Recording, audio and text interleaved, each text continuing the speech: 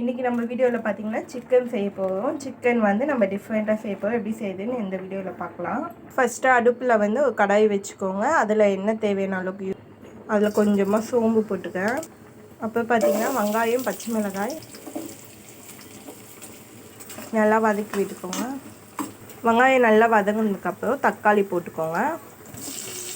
இப்போ அது கூடவே உப்பு ஆட் பண்ணிக்க, சால்ட் உப்பு நல்லா வதக்கி விட்டுக்கலாம். க்ளீன் பண்ணி வச்ச சிக்கன் போட்டுக்கலாம். இப்போ இது நல்லா மிக்ஸ் பண்ணி விட்டுக்கோங்க. இப்போ பாருங்கள், சிக்கன் நல்லா வதக்கியாச்சு. இப்போ இது கூடவே நம்ம மசாலா ஆட் பண்ணிக்கலாம்.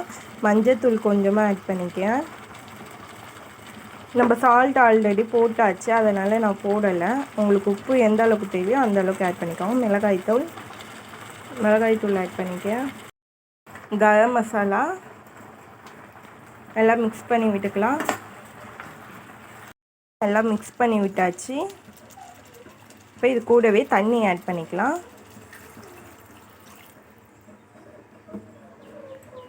இப்போ பாருங்கள், தண்ணி ஆட் பண்ணியாச்சு. ஒரு தட்டு போட்டு மூடி வச்சிடலாம். தண்ணி நல்லா சுண்டி. இப்போ பாருங்கள், தண்ணி சுண்டிட்டா பார்க்கலாம். தண்ணி ஓரளவுக்கு நல்லாவே சுண்டி. தக்காளிக்கு வந்து க்ளீன் பண்ணி எடுத்து வச்சுட்டேன். அதை வந்து மேலே ஆட் பண்ணி விட்டுக்கலாம். நல்லா மிக்ஸ் பண்ணி விட்டுக்கலாம். அழகாக ரெடி ஆகிட்டு பாருங்கள்.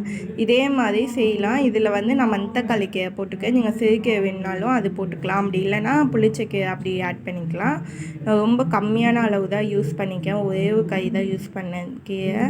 நீங்கள் அதிகமாக போடுறதா இருந்தால் கூட போட்டுக்கலாம். உண்மையிலே டேஸ்ட்டு நல்லாயிருக்கும்.